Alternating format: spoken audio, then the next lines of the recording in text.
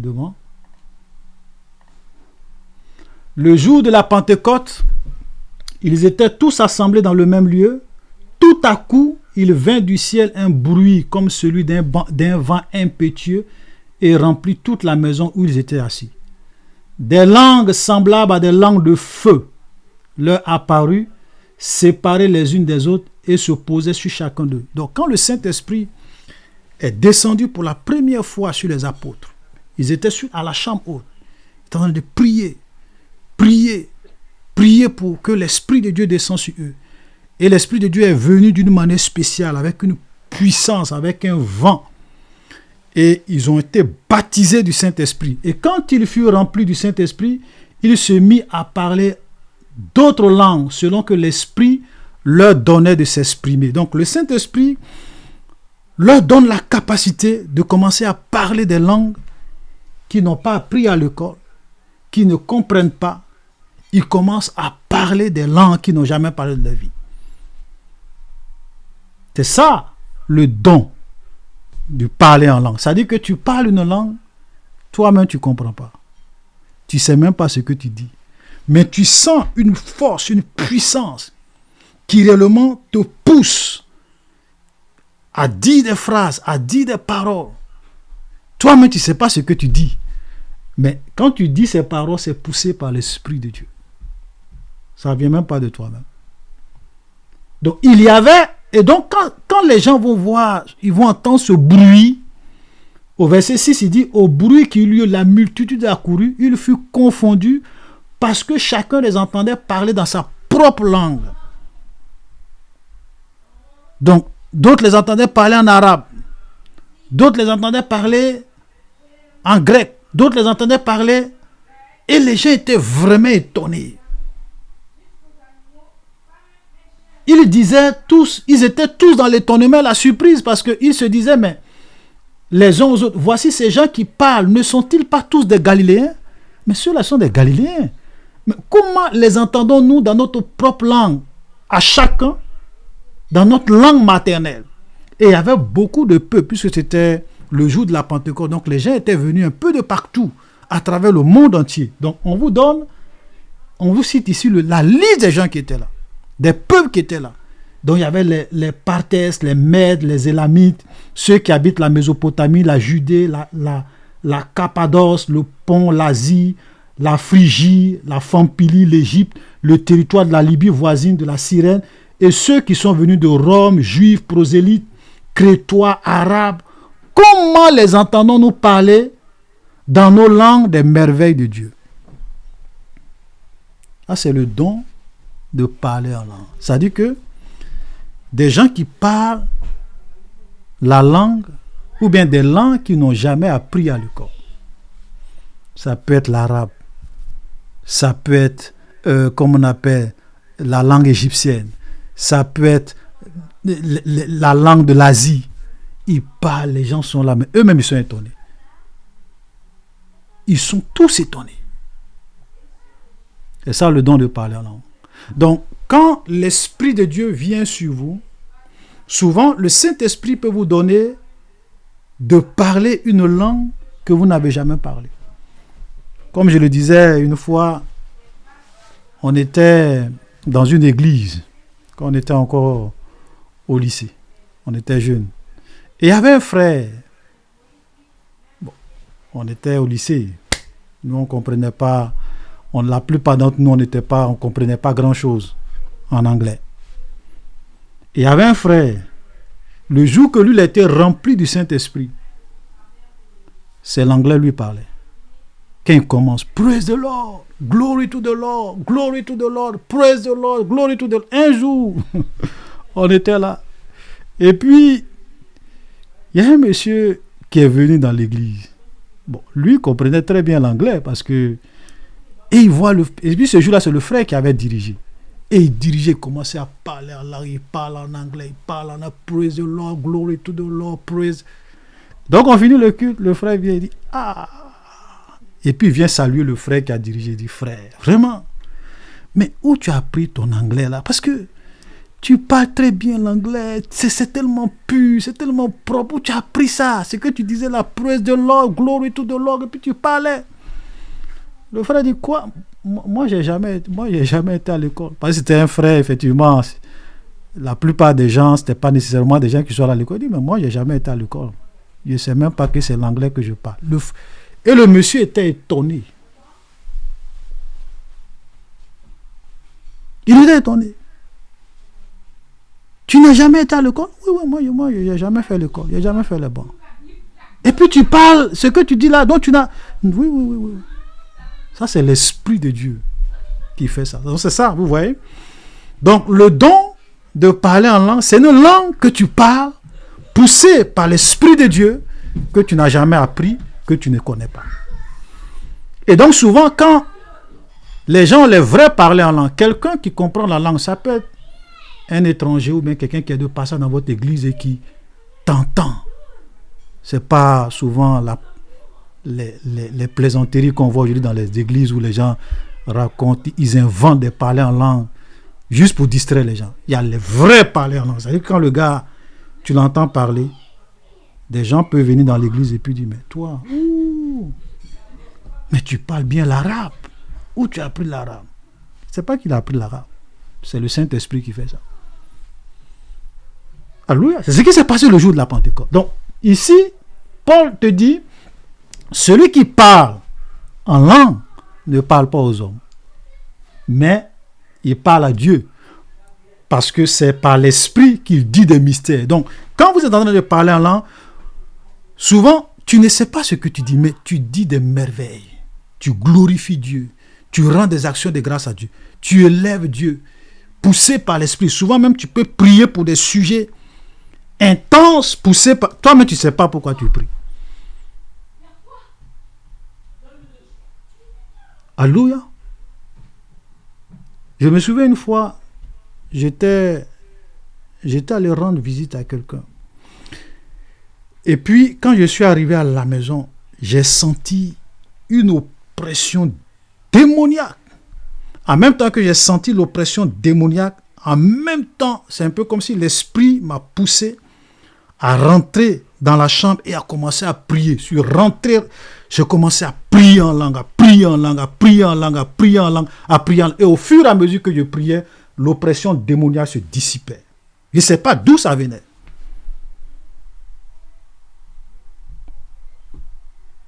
C'est pour cela que celui qui parle en langue, il fait des prières qui ont une puissance. C'est une force. Parce que ce n'est pas par l'intelligence, c'est poussé par l'Esprit de Dieu. Donc, celui qui parle en langue, c'est en esprit qu'il dit des mystères à Dieu. C'est une très, très, très, très bonne chose.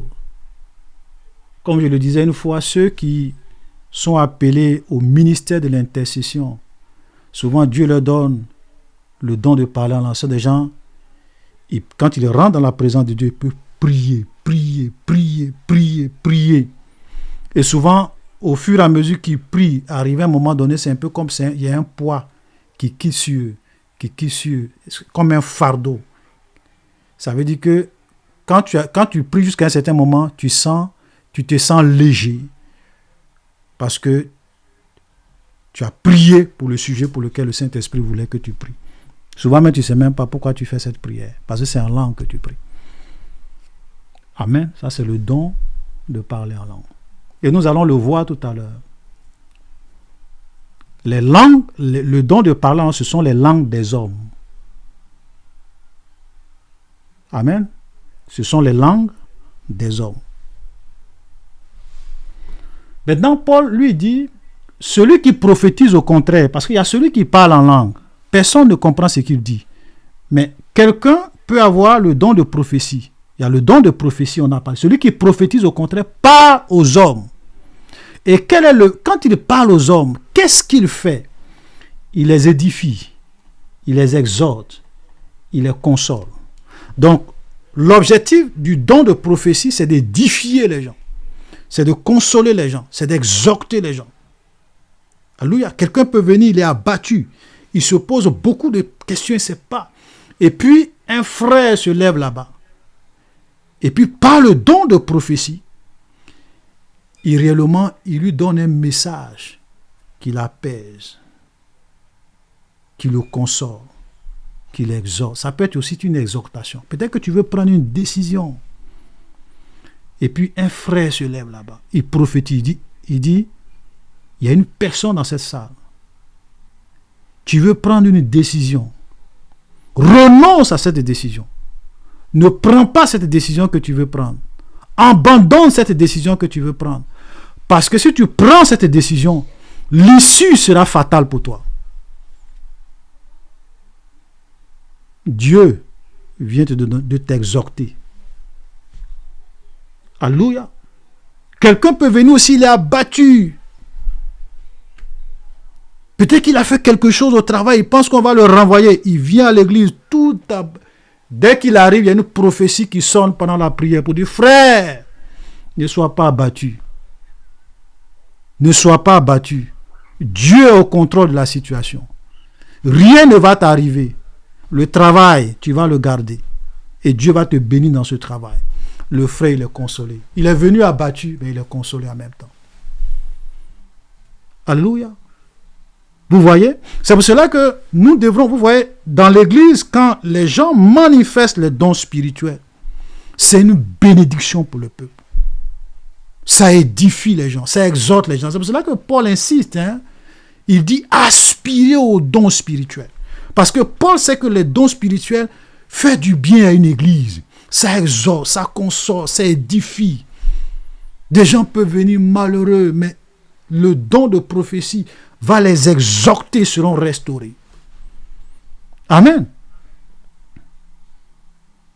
Que le Seigneur nous aide. Je reviens encore sur le verset. C'est pour cela que pour Paul, il dit, dans l'église, les dons de prophétie doivent se manifester. C'est pour cela qu'au verset 1, il dit, aspirez aux dons spirituels, mais il dit, mais surtout à celui de prophétie.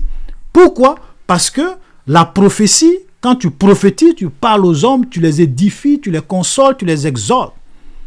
Donc même celui qui prophétise est plus grand que celui qui parle en langue. Dans l'église. Alléluia. Voilà. Très important. Et verset 4, il dit, celui qui parle en langue s'édifie lui-même. Oui, parce que quand tu parles en langue, quand tu pries, tu t'édifies toi-même. Tu sens la présence de Dieu. Tu sens la force de Dieu. Tu sens souvent même, tu te sens vraiment restauré. Souvent, tu peux même entrer dans la présence de Dieu. Tu es malade ou bien tu es découragé. Tu commences à parler en langue, Je me souviens d'un frère. Sa femme avait accouché, puis l'enfant était malade. Et puis, il ne sait pas pourquoi il a pris l'enfant dans sa main. Il a commencé à parler en langue, Pendant, il parle. Et puis après, l'enfant est guéri. Lui-même, il ne sait même pas ce qu'il disait. Mais il parlait en langue. Vous voyez? Donc, celui qui parle en langue s'édifie lui-même. Tu t'édifies lui-même parce que tu pries pour des sujets que tu ne comprends pas. Tu dis des mystères à Dieu. Tu rends des actions de grâce à Dieu. Donc, tu t'édifies toi-même. Mais Paul dit que celui qui prophétise édifie l'église. Voilà, parce qu'on sait ce qu'il dit. Alléluia. Et donc, au verset 5, il dit, je désire que vous parlez tous en langue. Ça, c'est mon souhait. Parce que quand tu parles en langue, tu pries beaucoup, tu peux faire de grandes choses. Mais encore plus, parce que Paul fait une distinction entre le don du parler en langue et il met le don de prophétie dans le cas de l'église devant le don de parler en langue. Mais encore plus que vous prophétisiez. Et il dit, celui qui prophétise est plus grand que celui qui parle en langue. Pourquoi? Parce que celui qui parle en langue s'édifie lui-même. Mais celui qui prophétise édifie toute l'église. Il peut donner une parole qui va édifier 2 ou 3 personnes. L'autre peut donner une prophétie qui va édifier 2 ou 3 personnes. Mais toi qui parles en langue, personne ne comprend ce que tu dis, tu t'édifies toi-même. Donc dans l'église, quand nous sommes en train de prier, nous devons vraiment faire beaucoup attention. Parce qu'il dit que celui qui prophétise est plus grand que celui qui parle en langue, à moins que ce dernier n'interprète pour que l'église en reçoive l'édification. Vous voyez? Donc normalement, c'est vrai, on peut parler en langue.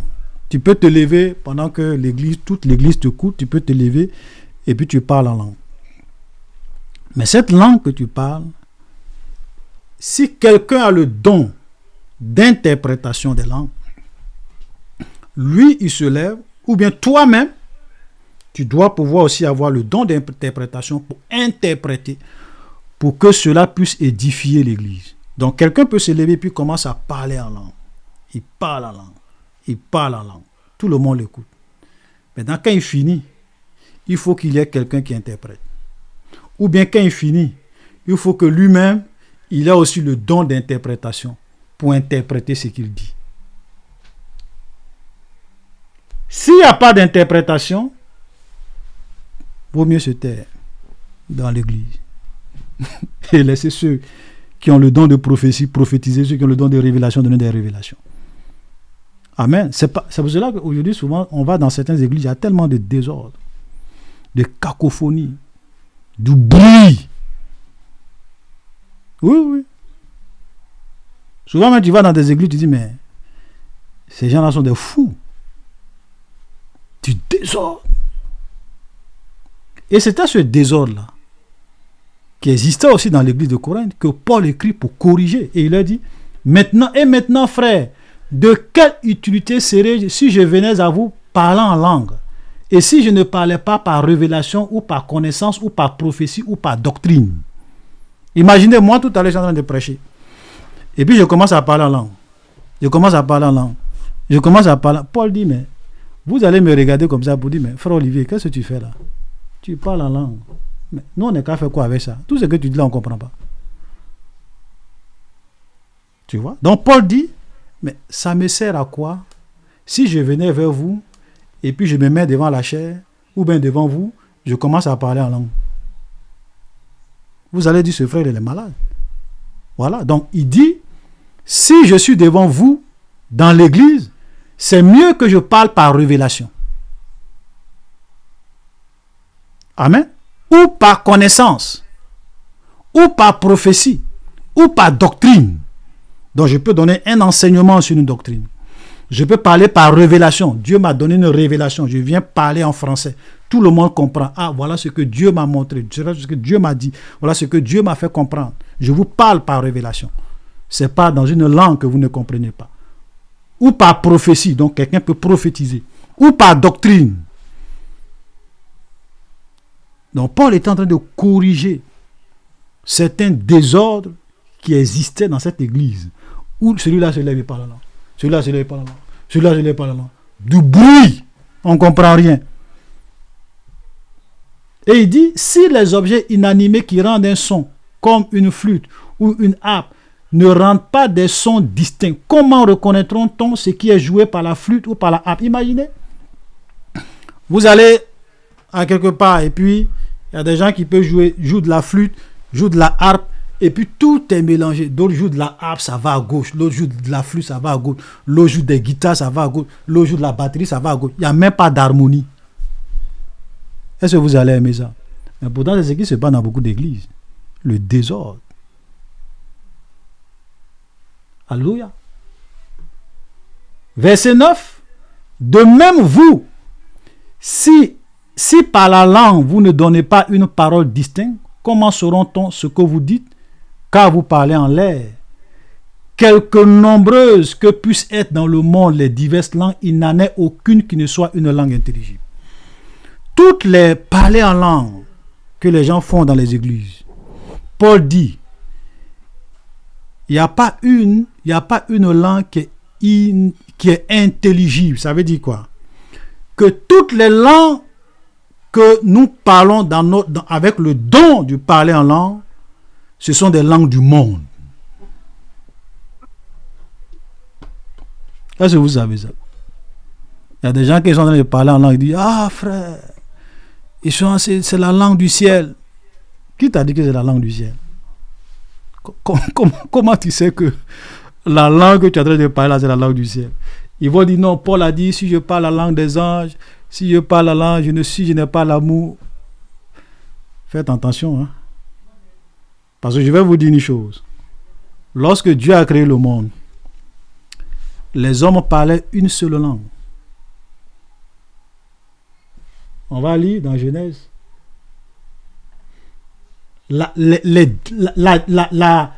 la diversité des langues est venue à la tour de Babel. Dans Genèse chapitre 11, le verset 1. Toute la terre avait une seule langue et les mêmes mots. Avant la tour de Babel, il y avait une seule langue qui était parlée sur toute la terre. Il n'y avait pas anglais, français, je ne sais pas, tout ce que arabe. C'était une seule langue. Qui a multiplié les langues? C'est Dieu qui a créé la confusion à cause du projet des hommes. Et c'est là qu'on a commencé à avoir plusieurs langues. Donc toutes les langues, tous nos parlers en langue, tout cela, ce sont les langues, ou bien je dirais, ce sont les langues qui sont humaines. C'est pour cela que Paul te dit ici, parce que n'oubliez pas le contexte dans lequel Paul parle, c'est toujours dans le contexte du parler en langue. Il te dit, quelque nombreuses que puissent être dans le monde les diverses langues, dont vous parlez en langue, dont vous ne connaissez pas le sens, comme ça s'est passé le jour de la Pentecôte, où les gens entendaient les apôtres parler dans ces langues-là. Il n'y a pas une seule langue qui est intelligible. Ça veut dire que ce sont des langues que les gens peuvent comprendre. D'autres personnes peuvent venir de d'autres territoires du monde et puis rentrer dans votre église. Et puis vous allez parler la langue de son pays. Donc ce sont des langues humaines. C'est pour cela que les gens souvent se trompent beaucoup. Ils disent, ah oui, tu sais, moi j'aime souvent parler en langue parce que quand je parle en langue, le diable ne comprend pas ma prière. Qui t'a dit ça? Le diable comprend toutes les langues du monde. Il va te dire ça aujourd'hui. Les démons comprennent toutes les langues du monde. Si tu vas en Inde, il y a des gens qui invoquent le diable dans leur langue. Mais si le diable ne comprend pas leur langue, comment Satan fait pour les exaucer? Ou bien les esprits font pour se manifester? Hein? Dans tous les pays, vous avez des gens qui invoquent des esprits. Il y a d'autres qui sont dans des sciences occultes. Amen. Que le Seigneur nous aide. Amen. Donc, faisons beaucoup attention. C'est pour cela qu'on doit être prudent. Tu vois? Donc, si je ne connais pas le sens de la langue, je serai un barbare pour celui qui parle et celui qui parle serait un barbare pour moi. De même, puisque vous aspirez au don spirituel, que ce soit pour l'édification de l'Église que vous cherchez à en posséder abondamment. Donc Paul leur dit, c'est bien que vous puissiez chercher à avoir les dons spirituels, mais que ça soit pour réellement édifier l'Église. C'est que ça soit pour l'utilité commune. C'est pourquoi celui qui parle en langue prie pour avoir le don d'interprétation. Donc Paul dit, si moi je parle en langue, je peux aussi prier pour dire, Seigneur, je veux que tu me donnes l'interprétation des langues. Seigneur, je veux que tu me donnes le don de prophétie. Seigneur, je veux que tu me donnes le don d'interprétation des langues. Et le don d'interprétation est très important dans l'Église. Parce que souvent, il y a des gens qui ont des parlers en langue démoniaque. Ce sont les démons qui parlent. Et souvent, quand vous avez le don d'interprétation, vous pouvez les entendre en train de maudire Dieu. Et tu dis à ce frère, il faut arrêter de parler en langue. Parce que ce que tu dis là, tu es en train de maudire Dieu, tu es possédé. Il faut qu'on prie pour toi. Oui.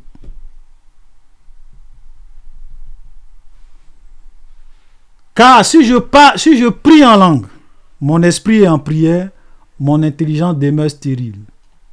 Parce que celui qui prie en langue, les mots qu'il dit, ce n'est pas des mots qu'il pense dans son intelligence. Ça vient de façon automatique. Donc c'est un peu comme si son intelligence est stérile. Mais c'est en esprit, parce que c'est poussé par l'esprit qu'il prie. Et c'est pour cela qu'il est capable de prier, de parler en langue pendant des heures, parce que c'est poussé par l'esprit de Dieu.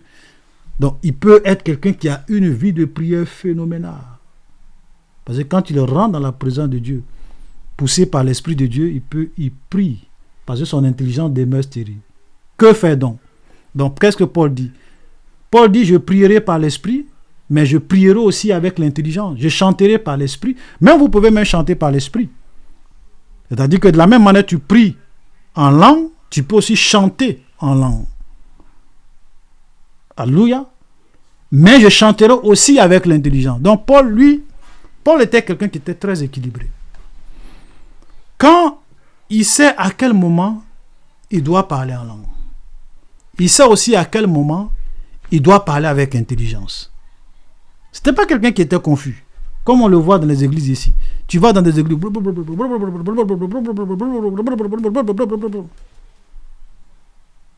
Désordre. Même souvent, même quand tout est calme, hein, tu vois, le gars il se lève, parle en langue. Et puis après, on entend, est-ce que quelqu'un va interpréter? Personne n'interprète. Mais si lui-même il n'interprète pas, dans l'église aussi il n'y a pas de don d'interprétation, donc c'est mieux de se taire.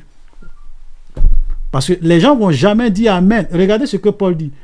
Il dit, autrement, regardez très bien, autrement, si tu rends par l'esprit, si tu rends grâce par l'esprit, comment celui qui est dans les rangs de l'homme du peuple répondra-t-il Amen à ton action de grâce, puisqu'il ne sait pas ce que tu dis?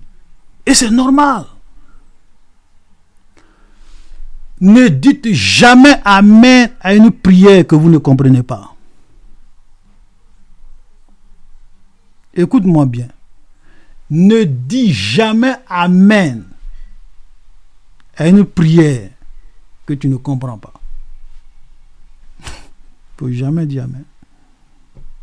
C'est ce que Paul dit. Paul dit, mais toi tu parles en langue. Imaginez, tout à l'heure on est en train de prier, puis on dit, bon, si quelqu'un veut prier, quelqu'un veut rendre action de grâce au Seigneur, quelqu'un veut donner une prophétie, qu'il dit. Et puis tout le monde est calme, on attend. Et puis quelqu'un se lève. Il commence à parler en langue, commence à parler en langue, commence à parler en langue, commence à parler en langue. Et puis à la fin, il dit Amen. Moi, je ne vais jamais dire Amen.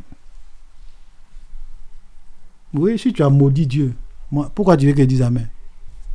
Peut-être même tout en parlant en langue, tu es en train de maudire Dieu. Pourquoi il a dit Amen? C'est pour cela que Paul dit, mais si tu parles en langue et que les gens ne comprennent pas ce que tu dis, pourquoi tu veux que les gens disent Amen? Personne ne va dire Amen. Et il ajoute, hein, il dit, tu rends, il est vrai, d'excellentes actions de grâce, mais l'autre n'est pas édifié. Oui, parce qu'il ne comprend pas ce que tu dis. Je rends grâce à Dieu de ce que je parle en langue plus que vous tous. Vous savez, Paul là, c'était quelqu'un qui parlait en langue. Mais c'est quelqu'un qui savait faire la part des choses. C'est tellement que lorsqu'il était seul, ou bien quand il priait, il pouvait parler en langue, Mais quand il vient dans l'église où il y a beaucoup de gens, quand on fait des prières pour dire, bon, Paul, tu vas prier, Paul ne se lève pas et puis il parle en langue, et puis tout le monde l'écoute, on ne comprend pas ce qu'il dit. Non. Alléluia. C'est pour cela qu'il dit, mais dans l'église, j'aime mieux dire 5 paroles avec mon intelligence, afin d'instruire aussi les autres, que 10 000 paroles en langue. Ouais, donc dans l'église, on doit faire beaucoup attention pour ne pas créer la confusion.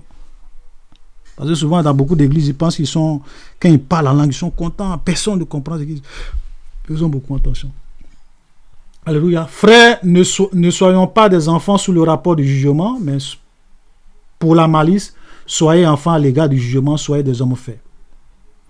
Il est écrit dans la loi, c'est par des hommes d'une autre langue et par des lèvres étrangères que je parlerai à ce peuple et ils n'écouteront même pas, dit le Seigneur. Verset 22. On va s'arrêter bientôt. Par conséquent, regardez ce que Paul dit ici qui est très important.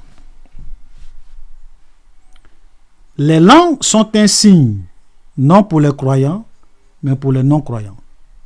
La prophétie, au contraire, est un signe, non pour les non-croyants, mais pour les croyants. Et il va essayer d'expliquer un peu.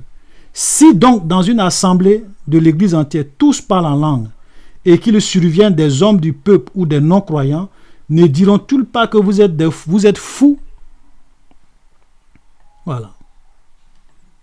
Souvent, tu arrives dans des églises, tu invites même tes amis qui sont des païens. Tu dis, venez dans mon église aujourd'hui. Venez, je vous invite. On doit écouter la parole de Dieu. Le non-croyant, il vient dans l'église. Et puis les gens sont les parlent à la langue à gauche, ça parle à la langue à droite, ça parle à la langue à droite, ça parle à la langue à droite. Paul dit, lui ne comprend pas ce que vous dites. Qu'est-ce qu'il va penser de vous? Il va dire, mais vous êtes des fous. Vrai ou faux? Mais regardez, si tous prophétisent et qu'il survienne quelques non-croyants ou un homme du peuple, il est convaincu par tous, il est jugé par tous. Les secrets de son cœur sont dévoilés de telle sorte que tombant sur sa face, il adorera Dieu et publiera que Dieu est réellement au milieu de vous. Il y a des gens, ils arrivent dans une église pour la première fois. Personne ne les connaît dans l'église. Le gars va s'asseoir. Et puis dès que, en pleine prière, ou bien même souvent même, on commence à prier, il y a une prophétie qui sort. Tu es un voleur. Cette nuit même, tu comptes aller opérer dans tel quartier. Donne ta vie à Jésus.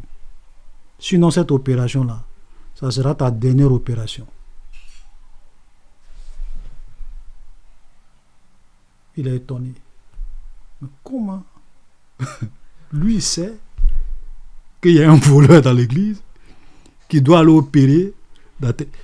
Et il y a des gens qui se sont convertis comme ça. Parce qu'ils sont arrivés dans l'église pour la première fois. Le secret de leur cœur a été mis à nu. Ils ont dit non. Dieu est dans cette église. Parce que si ce n'est pas Dieu là, personne ne sait que moi je vais aller opérer aujourd'hui, la nuit dans tel quartier. Il se convertit. Vous voyez ce que Paul dit? C'est pour cela qu'il est très important dans l'église. Si nous voulons vraiment être une église efficace, les dons spirituels peuvent se manifester. Ça peut même être le don de révélation. Quelqu'un peut venir, Dieu te montre une vision sur la personne. Souvent, mais tu ne connais pas la personne, mais tu dis, voilà la vision que Dieu me montre sur une personne. Et tu prends la parole, tu décris la vision. Le monsieur qui est assis là-bas, il sait que c'est de lui que tu es en train de parler. Il y a des gens qui sont dans les églises. Souvent même, des frères ou le pasteur même s'est mis en train de dire des choses. Le monsieur dit, mais comment lui sait ça? Il dit, mais ce qu'il est en train de dire là, c'est ma vie qu'il est en train de décrire. Révélation de Dieu. Amen. Les dons sont très, très, très, très importants dans l'église. La puissance de Dieu est très, très importante dans l'église. Si donc, frères, lorsque vous vous assemblez, les uns ou parmi vous ont-ils un cantique, une instruction, une révélation, une langue, une interprétation, que tout se fasse pour l'édification. En est-il qui parle en langue que deux ou trois parlent et que chacun à son tour, que quelqu'un interprète? Vous voyez, souvent, quand nous sommes en train de prier à un moment donné, on dit aux gens, nous allons garder le silence. Si quelqu'un a une révélation, si quelqu'un a une prophétie, qu'il le donne. Paul dit, tout doit se faire dans l'ordre.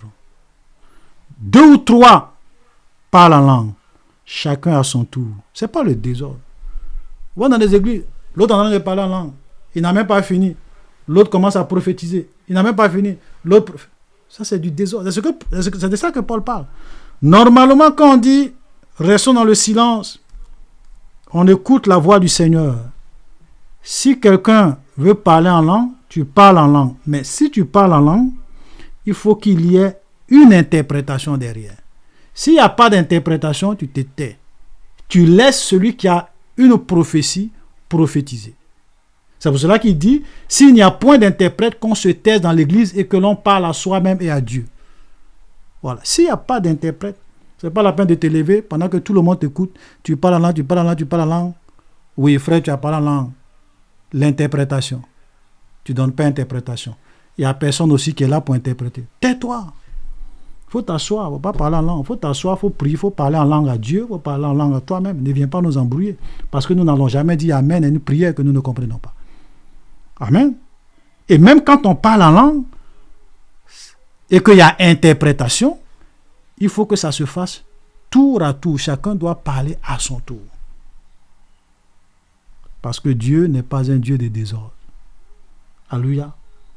C'est pour cela qu'il dit ici, pour ce qui est des prophètes, que deux ou trois parlent et que les autres jugent. Si un autre est assis à une révélation, que le premier se taise. Amen. Donc quelqu'un peut avoir une révélation, il se lève, il donne la révélation. On juge. Quelqu'un a une prophétie, il se lève, il donne la prophétie. On juge. Quelqu'un a un don d'interprétation, il parle en langue et quelqu'un interprète, on juge. Parce que souvent, le diable peut aussi s'infiltrer, la chair aussi peut s'infiltrer, les gens peuvent donner des prophéties qui ne sont pas de Dieu. Les gens peuvent aussi donner des paroles en langue qui ne sont pas de Dieu. Les gens peuvent donner des révélations qui ne sont pas de Dieu. Donc, il faut qu'on analyse, car vous pouvez tous prophétiser successivement afin que tout soit instruit et que tout soit exhorté. Même dans le cas de la prophétie, ce n'est pas du désordre. On prophétise successivement. L'esprit des prophètes sont soumis aux prophètes. Alléluia. Je vais m'arrêter sur ça, sur ce dernier. Bon, je vais lire les 2 derniers versets. L'esprit des prophètes sont soumis aux prophètes, car Dieu n'est pas un Dieu de désordre, mais de paix, comme dans toutes les églises des saints. Vous voyez ça? Dans l'église de Dieu, tout doit se faire dans l'ordre. Ce n'est pas du désordre. Parce que la présence du Seigneur est là. On doit faire beaucoup attention. L'église, ce n'est pas un marché où chacun se lève pour dire ce qu'il veut. Où chacun se lève pendant que l'autre est en train de parler. Pour l'autre coupe la parole, l'autre parle. L'autre n'a même pas encore fini de prophétiser. Pour l'autre coupe la parole, l'autre commence à parler en langue. L'autre n'a même... Non. Et il dit une vérité. Et c'est sur ça qu'on va s'arrêter. L'esprit des prophètes sont soumis aux prophètes. Ça veut dire quoi? Ça, c'est une vérité, frère. Je vous en prie, écoutez-moi bien. Lorsque le Saint-Esprit t'utilise dans la manifestation d'un don spirituel, tu as toujours le contrôle de ta propre personne. Même quelqu'un qui est en train de prophétiser, il peut arrêter la prophétie. Il peut contrôler. C'est-à-dire que pendant que quelqu'un d'autre est en train de prophétiser et que lui reçoit une prophétie, il peut même attendre. C'est-à-dire qu'il arrive à se contrôler. Il peut attendre que l'autre finisse. Et puis maintenant, lui, il donne sa prophétie. Parce que l'esprit des prophètes sont soumis aux prophètes. Quand quelqu'un te dit, ah, moi, quand le Saint-Esprit me saisit, je n'arrive plus à me contrôler, je n'arrive... mon frère, Dieu, ce n'est pas un démon. Il ne possède pas les gens. Faites très attention. Hein? Dieu, là, il respecte la liberté de chacun. Il te donne le contrôle.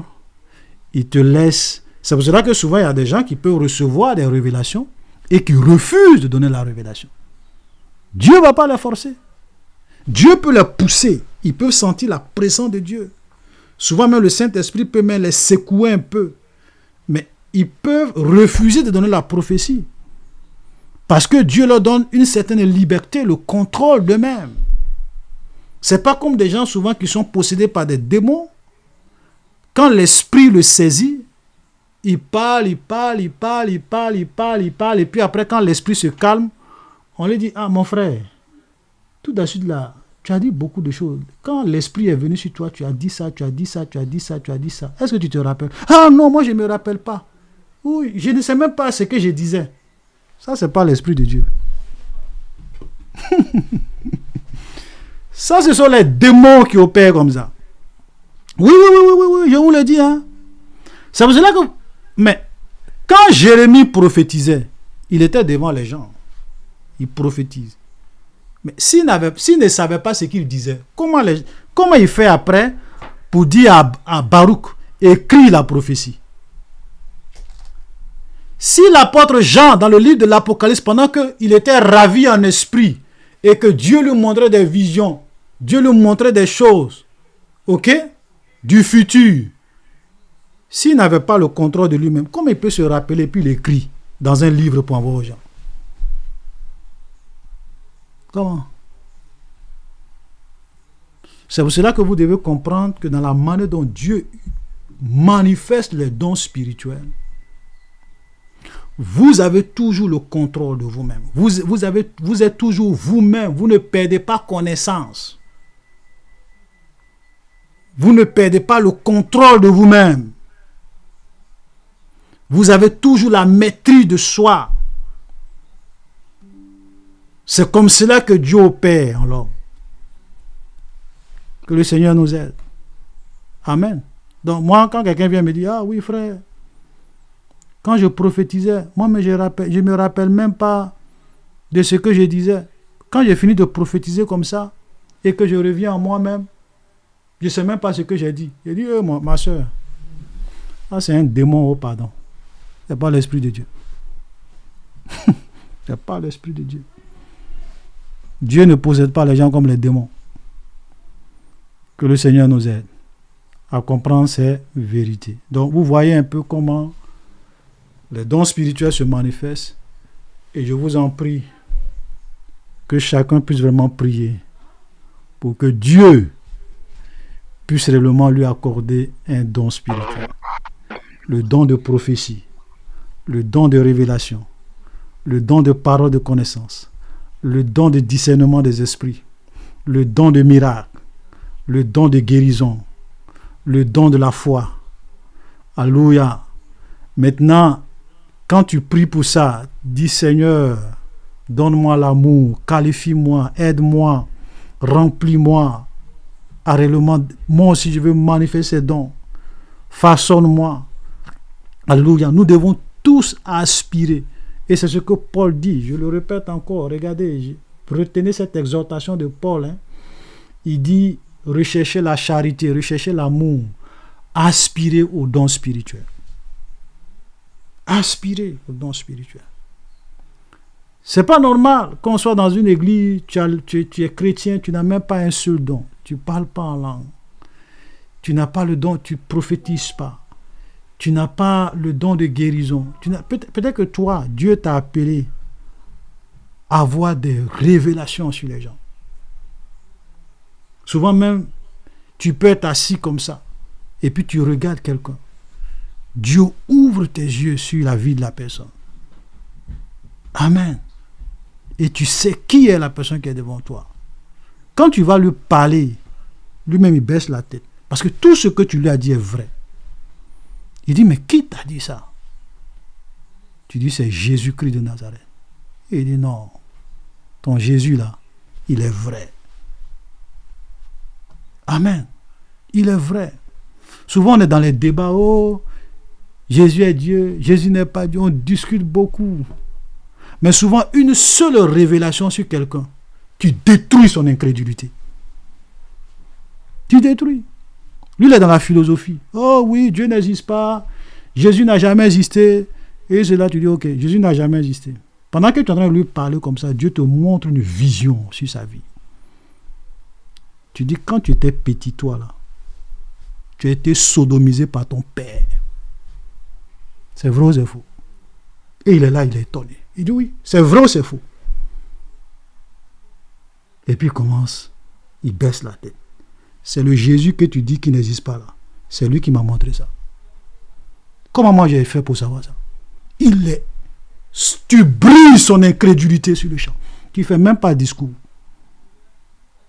Tu brises. Parce que comment toi, tu fais pour savoir que lui là, il a été sodomisé par son père quand il était enfant? Comment il sait? C'est un secret. Personne ne sait. Il n'a jamais dit ça à quelqu'un. Mais révélation de Dieu. Alléluia. Je vous assure, frère, l'église est dans les discours. On ne marche plus dans la puissance. Et pourquoi on ne marche pas dans la puissance? Parce qu'on ne cherche pas, on ne demande pas, on n'importune pas Dieu.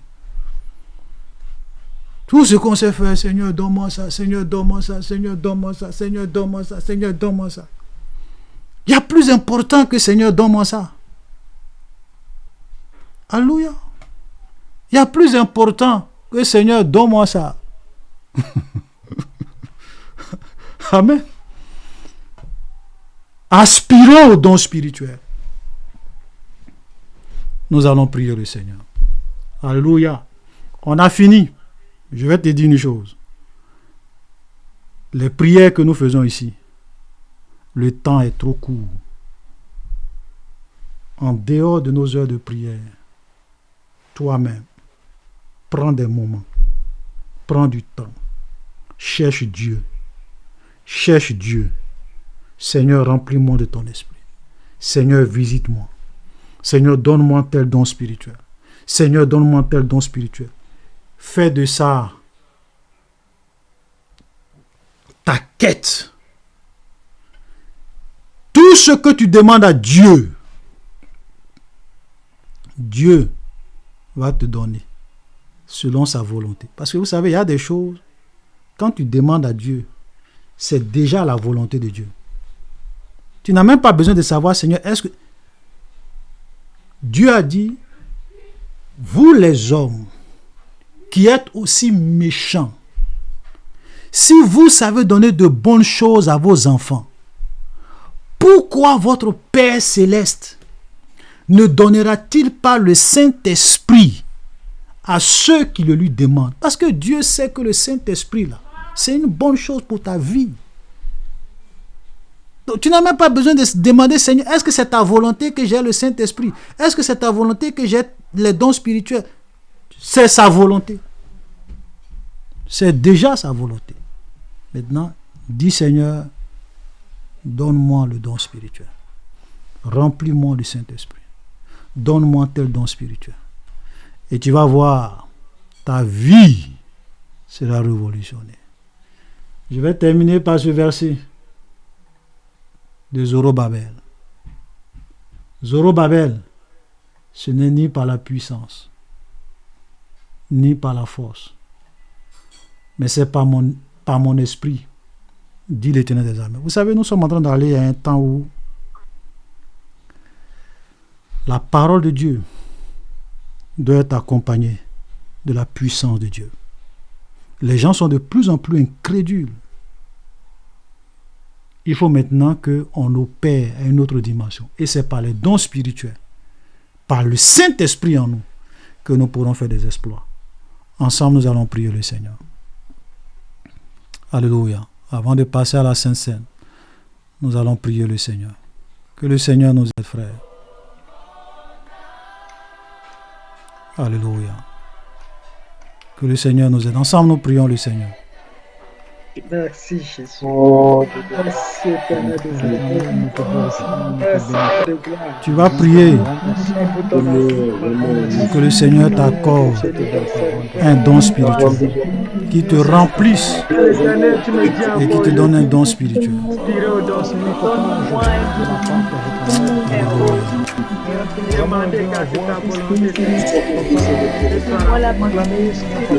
Notre Dieu, notre Père, nous te supplions. Nous te supplions, Seigneur. Remplis-nous du Saint-Esprit. Accorde-nous les dons spirituels. Nous avons besoin de toi. Nous avons besoin de toi. Nous avons besoin de toi, Seigneur. Nous avons besoin de toi. Remplis ton Église du don de prophétie, du don de révélation, du don de parole de connaissance, du don de parole de sagesse. Remplis ton Église du don de discernement des esprits. Remplis ton Église, Seigneur, du don, ô Dieu, de parler en langue et d'interprétation de langue. Remplis ton Église, Seigneur, du don de miracle, du don de guérison, du don de la foi. Seigneur, nous voulons que cette Église soit une Église qui opère dans les dimensions supérieures avec toi, par la puissance et l'autorité du Saint-Esprit. Seigneur, manifeste ta gloire, touche les cœurs, touche les vies. Nous avons besoin de toi. Nous avons besoin de toi. Glorifie ton nom, Seigneur. Oh Dieu, aide-nous, Seigneur. Aide-nous, Seigneur. Aide-nous, Seigneur. Au nom de Jésus. Amen.